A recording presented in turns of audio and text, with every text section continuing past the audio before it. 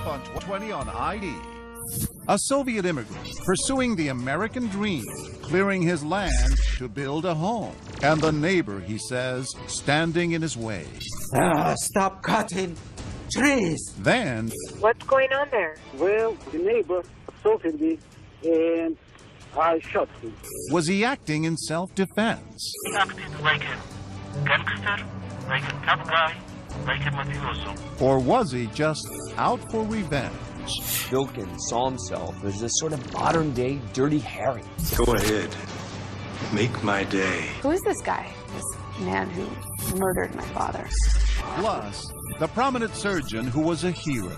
Will care for you just as I care for my own family. Everywhere but home.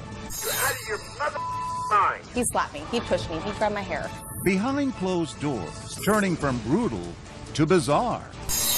I think we put a gun to our head to get attention. Look at my face. You see a man driven to insanity. What lies beneath? Welcome to 2020 on ID. I'm John Quinones. It can happen in an instant. Someone snaps with tragic, even deadly consequences. And in the aftermath comes the realization that a hidden rage was simmering just beneath the surface. You're about to see two stories of people whose outward appearance masked a dark and dangerous side. First, neighbors embroiled in a property dispute. But as Matt Gutman first reported in 2014, the boundaries in this explosive story were about far more than just land. In the lush green hills of Gentile, Encinitas, California, a toxic tale of shrubbery. The invasive Brazilian pepper tree and two men losing it in a dispute over clearing poisonous bushes from a driveway. 911 emergency. My partner just got shot. Please come to Lone Jack Road. Please hurry. He's bleeding. He got shot in the head. For Evelyn Zeller, March 28, 2013 began as a beautiful day. Hey, they're all beautiful days here in the San Diego suburbs. That morning, she awoke in the master bedroom of this rented Spanish contemporary and shared a tender moment with her boyfriend, John Upton. It was my birthday. John woke me up to wish me a happy birthday. She says Upton, still in his pajamas, headed outside to make room for two day laborers clearing brush on the driveway of their neighbor, Michael Vilken. John went out to offer to move the car. Yes. To understand what happened next, you need to understand the lay of the land. Upton lived here. Vilken owned the adjacent, undeveloped 2.6-acre lot, including this narrow strip, his future driveway. The problem was these Brazilian pepper trees along that strip had become a creeping menace, choking off access, and Vilken needed them gone. On this morning, Upton's Mercedes SUV is parked beside the trees on Vilken's land. He wanted to move the car to give them more space to trim the trees.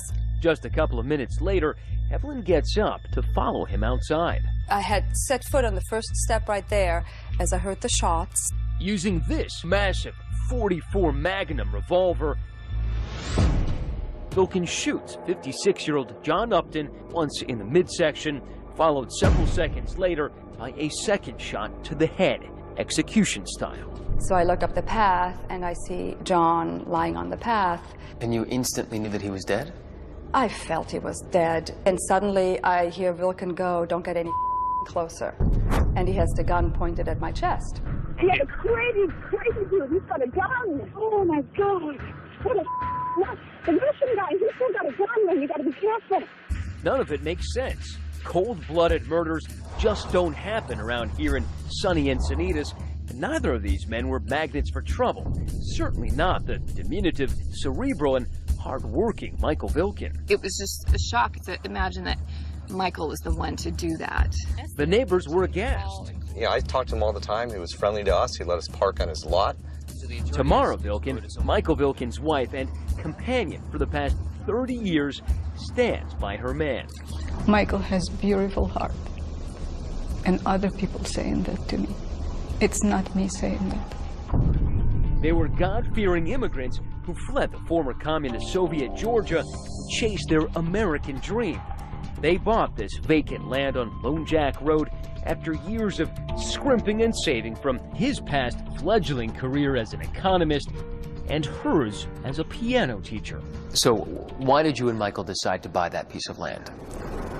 Well, it was a beautiful piece of land with a great view. It's a great neighborhood, and Michael wanted his whole life to give me a present, and that was his present to me. Did he have any hopes or dreams for that land? Yes, we wanted to build the house over there and probably retire. Vilken spent every minute he could spare working the land the old-fashioned way, with shovel, wheelbarrow, axe, and saw, lovingly nursing it to health, all for the day they could build their dream home. He was here every day for 8 to 10 hours a day, tending to his empty lot, cutting things down, moving dirt around. As for Vilken's neighbor, John Upton, a 6'2", 235-pound teddy bear of a man, wasn't a hero only to his children, John and Elizabeth. So many fond memories. So many memories. When you look at, like, in a span of 56 years of how many things he accomplished and how he's impacted the world. Hello! Hello, Alexandra! To many, he was practically a saint. This is 2020. From ABC News. As reported here on 2020 and 1993, John Upton was a documentary filmmaker who made it his personal mission to rescue Romanian orphans. The Romanian government has put these kids on the back burner. However they want me to do it, I'll do it. But for God's sake, let me help these kids. I really knew from a very, very young age that you really can make a difference because I saw my dad do it. Since then, he'd settled down here with his girlfriend, Evelyn, a New Ager enthralled with Upton's Zen. What was it like living with him? It was wonderful. He was a man who was always in a good mood. He woke up and he was just happy and content, and he was so patient with me, and his love was just beautiful. We love Buddhas, we love serenity and peacefulness and inspiration. So where did it all go wrong? The answer is in the poisonous trees on that narrow strip of Vilken's land. Upton liked them, but remember, Vilken wanted them gone, and his interest in landscaping bordered on obsession. I questioned why he was spending so much time on the lot. He just seemed eccentric. Just seemed a little eccentric, yeah. Others chose a different word. I think his behavior was absolutely bizarre. I mean, who buys a site and then hangs out on it and works on it 10, 12 hours a day when the same amount of work can be done in a day with a bulldozer? That doesn't make any sense to me. None of what he did was permitted. This was a landslide property. It wasn't safe for the neighbors. Despite those concerns, Evelyn says Upton never complained about his neighbor. He used to say many times, wow, I admire his work ethic. I've talked to my dad for I've talked to him every day. Forever. Did he ever mention Vilken? No, not. Never even I've never heard that name in my entire life. And yet, surely something happened to provoke that brutal homicide on the morning of March 28th. Something that would make the egghead immigrant lose it. Hurry up, hurry up! Hurry up, he's dead! I think he's dead! Hurry up, please! Before she called 911, before she even approached the crime scene, Evelyn Zeller noticed something odd about the shooter. When you came out, he first saw you. What did he do? He seemed to be on the phone. It's not often that the killer calls in the homicide he's just committed, but that's exactly what happened here. Emergency. I need a detective here. What's going on there? Well, the neighbor assaulted me, and I shot him. In theory, Vilken did the right thing. He shoots someone, he calls 911. And yet, there was something sort of cold and callous about the call. You shot him? Yes. Like with a gun? Yes. Where is the gun right now? I have my gun, and don't worry about it. When sheriff comes, it will be in the gun case. I'm a responsible person, don't worry about it. Within minutes, sheriff's deputies arrive to find Vilken still on the phone with the 911 operator. Hello. Put the phone down. He's arrested, but remains cool and so confident that the next day he agrees to talk with our San Diego affiliate, KGTV, expressing no remorse, but shockingly, he does express disappointment. The performance of the massive handgun he used to kill John Upton. This .44 Magnum, because he says it failed to drop him with one shot. But somehow he made 2 or 3 steps, and I was in disbelief. I shot him in the head. Michael Vilken's mission to rid his driveway of Brazilian pepper trees had somehow opened the door to a dark place in his mind where he could justify taking a man's life. Who is this guy? This man who murdered my father in cold blood. For what? For good reason, says Vilken. I expect justice to be done. Because, as he's about to tell us, John Upton was no saint, but a menace who terrorized him like this.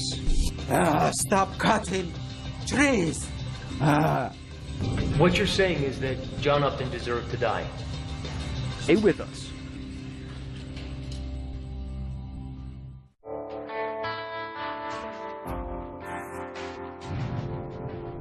One year after blowing away his neighbor with a cannon of a handgun, Michael Vilken is on trial.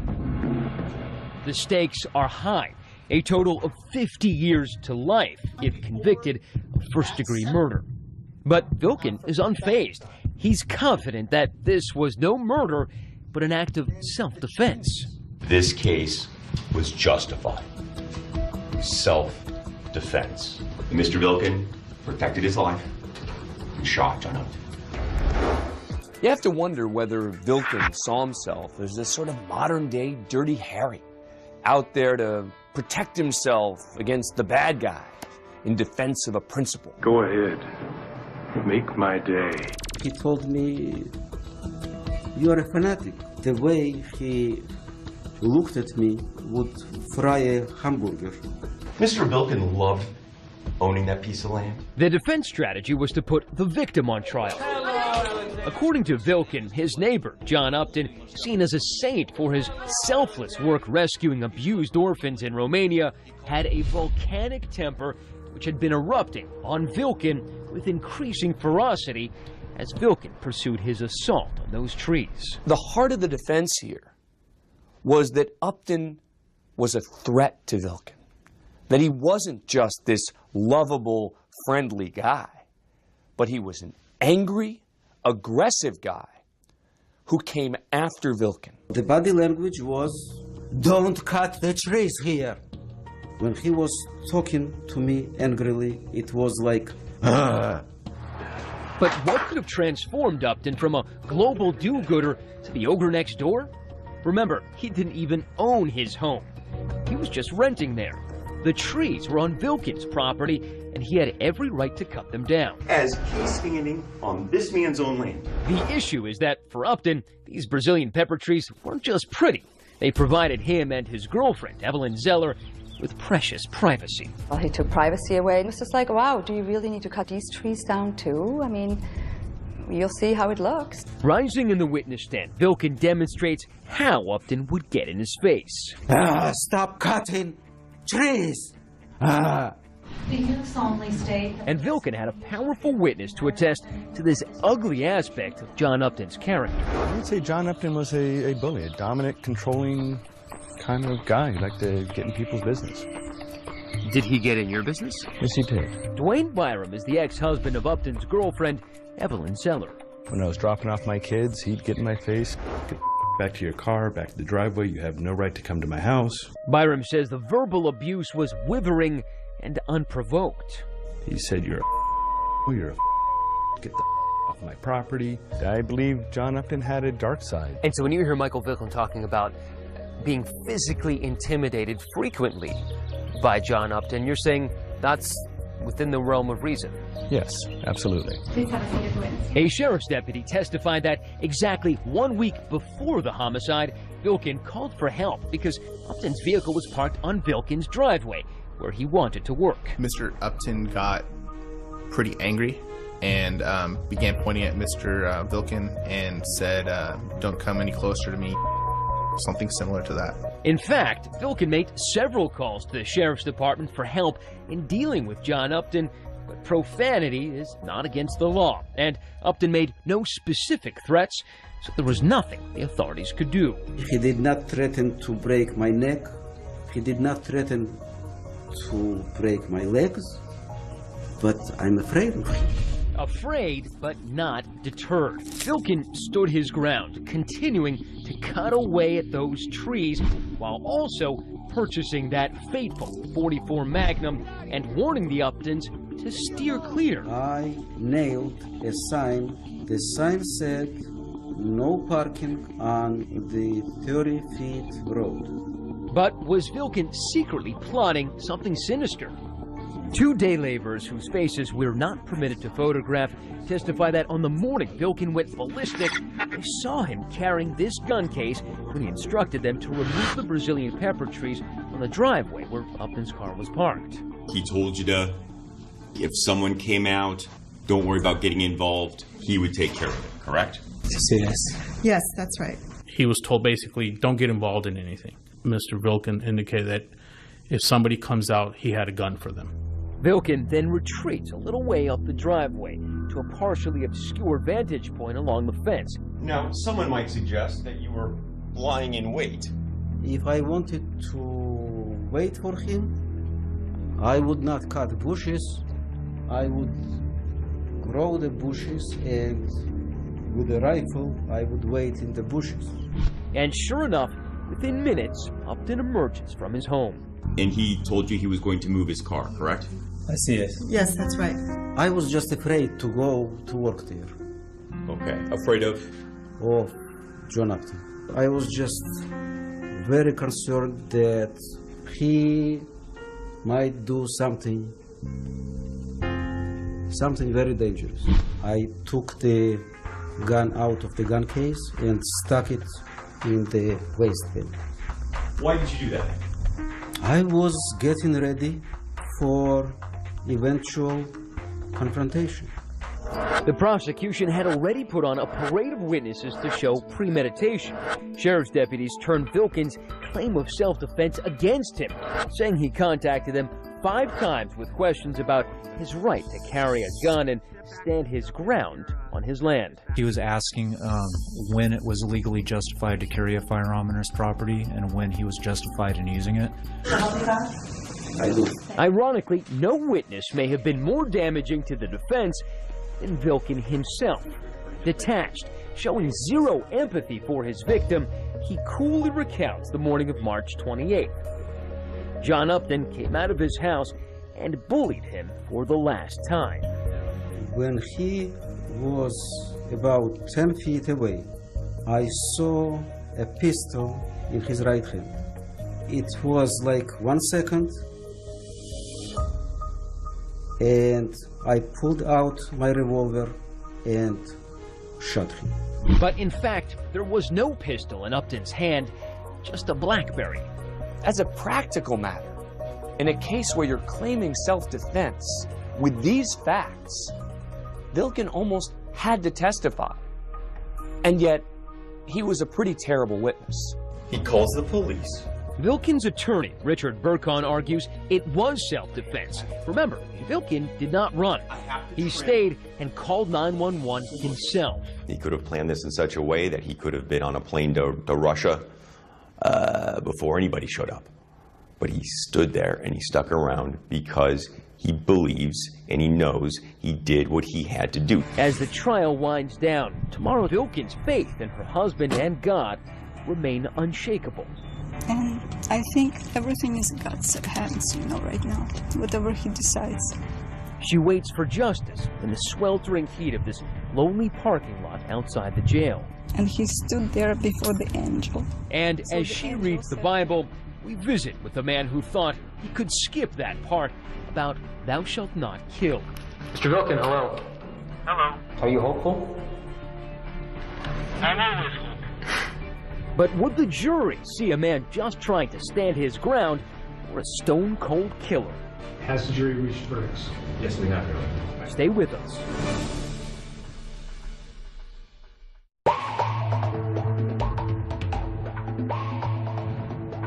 John Upton is dead. It has been 18 months since his family tearfully buried him. Michael Vilkin is alive, but the jury's about to make the fateful decision about the rest of his life. This isn't bang bang. He is taking his time. In his closing arguments, the prosecutor opens up on Vilkin, blasting holes in his story, saying his claim of self-defense is indefensible. That gun was overkill. Prosecutors clearly believe this wasn't a fight that culminated in someone getting shot. They believe this was an execution. Portraying not a frightened, diminutive immigrant, but quite possibly the first person in this jurisdiction to commit murder over landscaping. The neighbor assaulted me and I shot him. You shot him? Yes. Calm, collected, trying to assure the 911 operator that he is a responsible person. The defense scrambling. It sounds so stupid. We're talking about trimming trees. It's on this man's land. Defense attorney Richard Burkhan tries to assert that the Georgian emigre was simply engaged in that most American of activities, protecting his homestead. Draw upon your common sense. You've got a much larger person and a much smaller person that's going, don't work here anymore. And that's what Mr. Vilkin was enduring, threatening behavior. But it was his unsympathetic demeanor on the witness stand, often nonchalant, sometimes even laughing, that had more of an impact on jury foreman Brooke Haley. The fact that he was his own character witness and he didn't acquit himself well. I am ashamed to use this figure of speech, but he shot himself in the foot on the stand. Yeah. Finally, in June 2014, the verdict. We, the jury, in the above entitled cause, find the defendant, Michael Vilkin, guilty of the crime of murder in the first degree. First-degree murder. Those words cruelly ricocheting in Tamara Vilkin's head. When you were sitting there in court and you heard murder in the first degree, what went through your mind? I didn't believe it. I did not believe it. I still don't believe it. I'm going to appeal as far as I can go. It doesn't matter whatever it takes. I am going to fight. We meet outside the courthouse and jail complex. Inside, just a few yards down these grim, color-coded halls, behind that thick glass, we meet inmate Vilkin. Mr. Vilkin, how are you? Still emitting a glow of self-righteousness. What did you think that they were going to give you? What was the verdict that you expected? The worst case, manslaughter. Vilkin says when he bought that land, he felt like a citizen farmer, nurturing it until he was ready to build. Why was it so important to you? What were your dreams for that land? I wanted to clear the land from the wood and to build a house there. Those fuzzy dreams, he says, were soon uprooted by his fear, or was it enmity for that bear of a neighbor, John Upton? Did he ever raise a hand at you? No, he did not. But I was afraid of him, really afraid, because he was roaring at me, he was yelling at me. On the stand and in person, you don't seem like someone who was afraid. Understand? Well, you didn't show any emotion. You never showed that you seemed afraid. I'm not a Hollywood actor. But in Vilkin's mind, he embellished the neighbor feud into a Hollywood mobster movie, starring John Upton as the villain. He acted like a gangster, like a tough guy, like a mafioso. What you're saying is that John Upton deserved to die? No.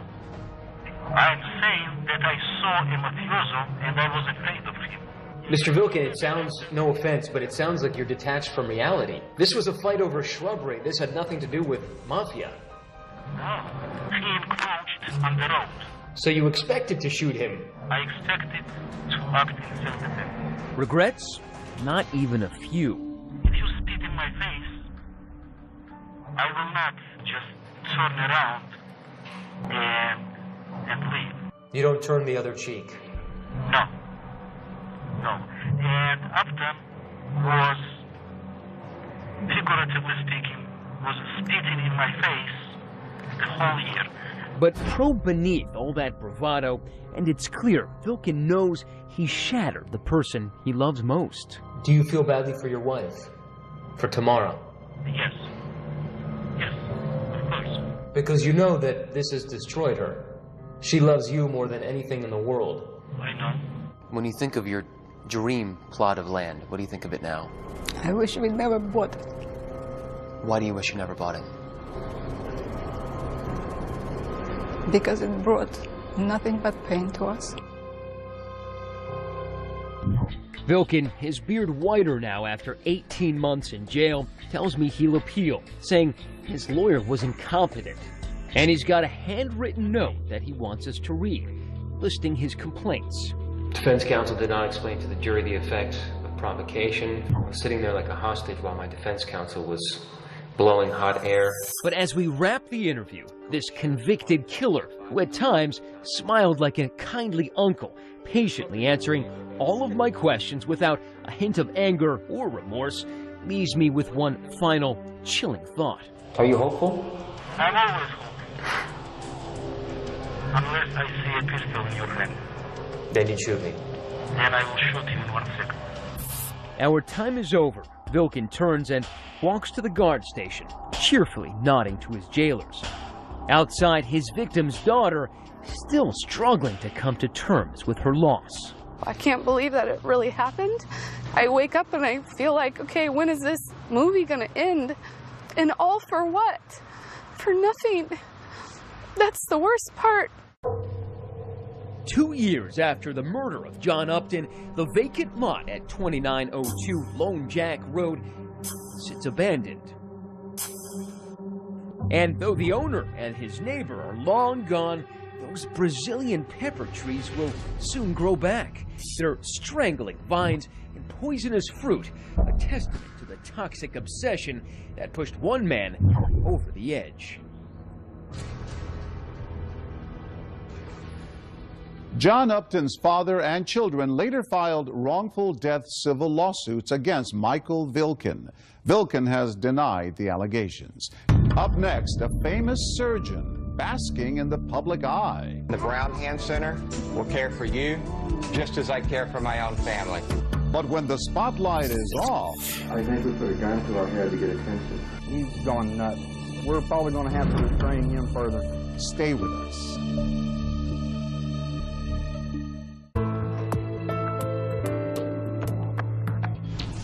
He was a famous doctor, respected for his skills and known for his family-friendly image. But as Elizabeth Vargas first reported in 2013, Dr. Michael Brown would become known for something else, something far more disturbing. Losing it at 30,000 feet isn't pretty. Like these twin sisters settling a family dispute in the aisles of coach class. Why if you would just let her beat, we would beat back! Or these dudes duking it out in the not-so-friendly skies. But when Houstonians heard the news that a local doctor had allegedly used his surgically trained hands to choke a flight attendant, you might have to excuse them if they thought, oh no, not again. You see, this isn't just any doctor. His name is Michael Brown. Guys, no pictures. It's ridiculous.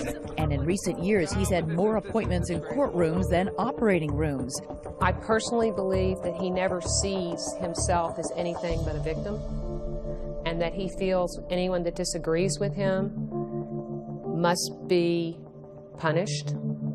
And I think he's a very angry man.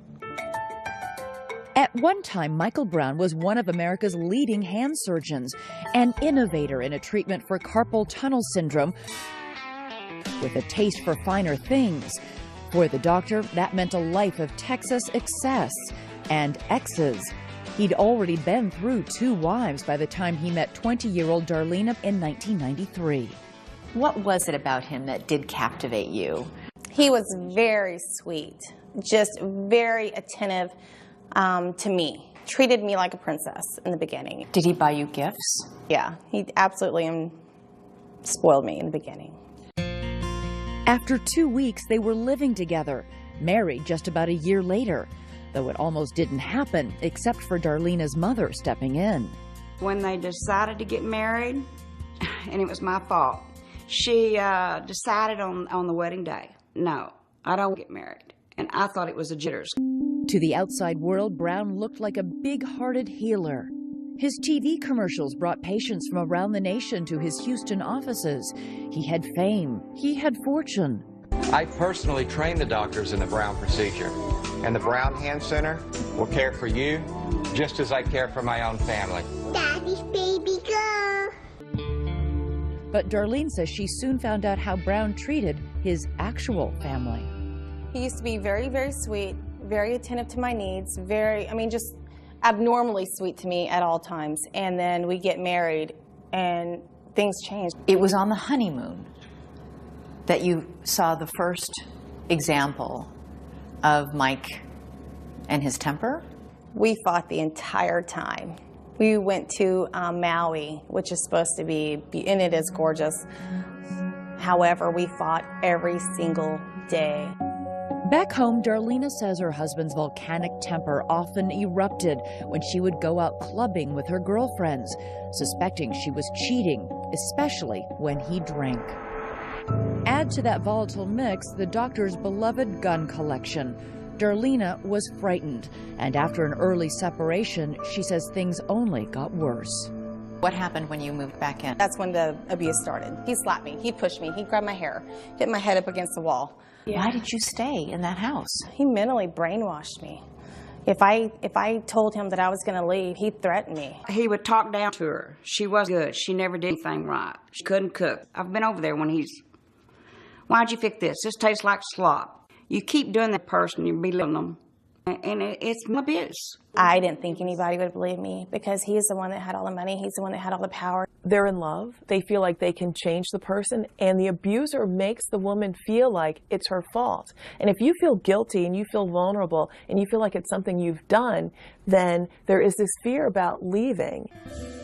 By the year 2000, Darlena and Dr. Brown were still a couple with one baby and another on the way.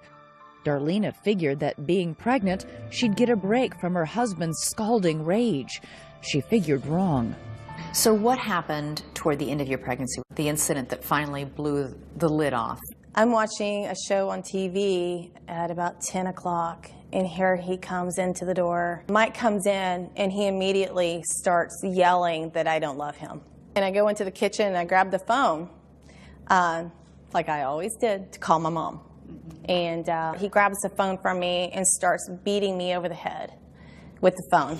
She claims he grabbed her by the hair, dragged her into the bedroom. We had a 4-poster bed, and I saw the bedpost on the floor, and I'm like, oh no, this is going to be bad. And I was so used to it, though.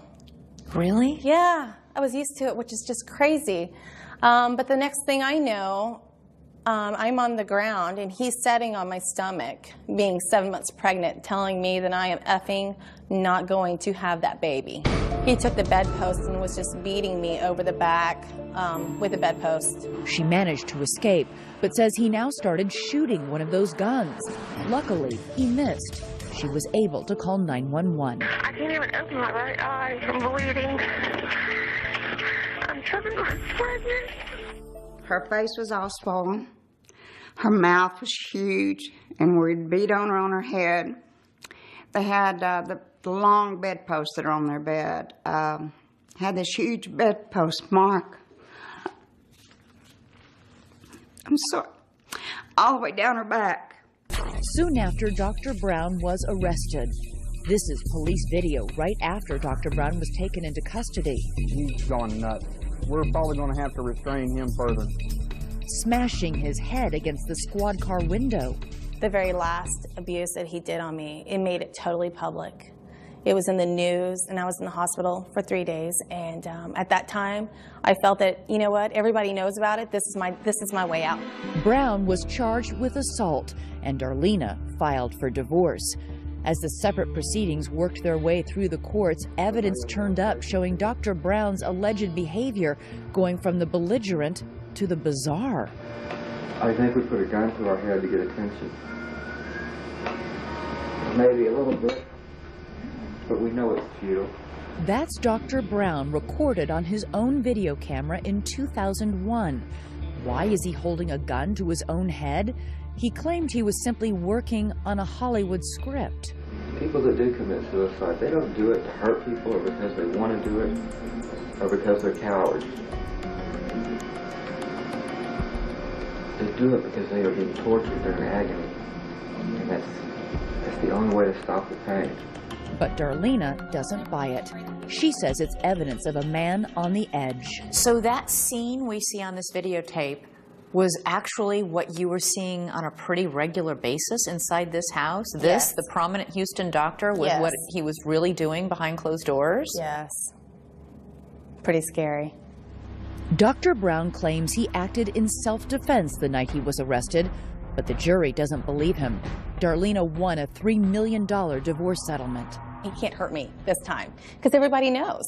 I think if you had to describe Mike in one word, it would probably be misunderstood. Brown's lawyer is Brian Weiss. It was his continuing bad choice in women, particularly a profile, if you will, of the same woman who would repeatedly show up in his life, somebody looking to get paid, somebody who viewed Mike as an ATM. Though he turned down our request for an interview, Dr. Brown did speak in this deposition. Darlena lied on the witness stand. Her mother lied on the witness stand the day of the trial, and the jury believed Darlena and not the truth. Ultimately, he pleaded no contest to aggravated assault charges in exchange for 10 years probation and set off to resume his life. But the doctor's inner demons would not be silenced. There would soon be a new wife, new accusations, more sensational headlines, and another judgment day in court. He went to rage and he grabbed her. He was a dangerous man, and I wanted him to be held accountable for what he did this time. Look at my face. You see a man driven to insanity. Stay with us.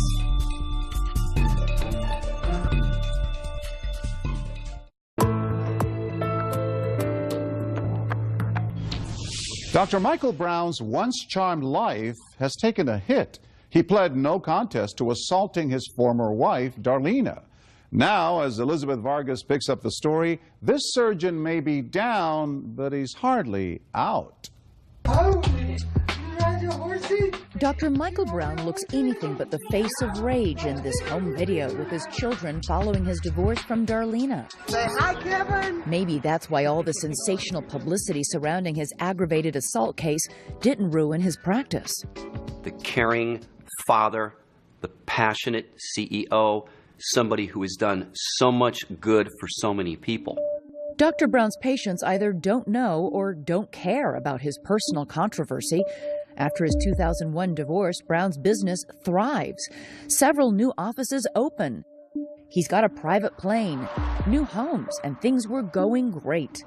That is until he was called before the Texas Board of Medicine. It seems the private plane wasn't the only way the good doctor was getting high. He certainly seemed to have a problem with cocaine, and that's how he ultimately lost his license. Even though his license was revoked, Brown continued to live a charmed life. My baby got me a king throne chair. There was a beautiful new wife, Rachel, and a new family and more children. And a bunch of kiddos. Dr. Brown polished his image, distributing these photos from a self-published book, showcasing swanky parties, social events with luminaries like President Bush. Brown even won a humanitarian award, but once again, behind the scenes, the picture-perfect marriage was collapsing. It sounds like there's an aspect of his personality that is all about control and him just being able to, in spite of everything that he has to lose, express himself in whatever way he wants to. There's something about the way his personality functions that he continues to just blame and react and hurt people, and he finds that acceptable. You're out of your mind. They did not. It's cost $50,000 since you called the police, Rachel. Rachel recorded these phone calls from Michael in late 2011. I am not the enemy, Rachel. You attacked me, Michael. You attacked me. Rachel, who declined to do an interview with 2020, wanted proof that Dr. Brown was out of control. Will you ask yourself that, you stupid? Those recordings became evidence after Rachel accused Brown of twisting her arm as if he meant to break it. Prosecutors charged him with felony assault. He's a repeat offender, and I think, and thought he was a dangerous man, and I wanted him to be held accountable for what he did this time. The trial of a prominent former hand surgeon is about to get underway. The case hits the local news, and Rachel takes the stand to tell her story. Reached back. When he threw it at me, I moved my head. I'm really proud of Rachel Brown. She stood up to him, she testified, and she told the jury what he did to her. But her testimony isn't convincing, and Dr. Brown's lawyers call her a money-grubbing gold digger. It was all about money. I think that's what happened in his previous divorce case. It was all about money. Any troubles that he's had can be traced to that. A jury has found a former surgeon not guilty of attacking his wife. In the end, the jury doesn't believe Rachel, and Dr. Brown is acquitted. I think everybody knows who Dr. Brown is. Very well-known hand surgeon. But you can't judge a case on who he is, what he has, what else. But I just feel like there was not enough concrete evidence to convict him. You can't worry about any prior cases. Triumphant in court, Brown's lawyers cut off his electronic monitor for the cameras. The judge has authorized me to cut it off. And the doctor was free once again to go about his business. I'm just relieved and want to take care of my kids and get on with my life. It seemed the doctor had vanquished all of his enemies, except perhaps himself. Fast forward to that flight from London, Dr. Brown allegedly wanted his dinner before the crew was ready. The crew claims that led to a shouting match, which ended with Brown grabbing and finally choking flight attendants, resulting in his arrest. Dr. Brown's attorney claims his client doesn't recall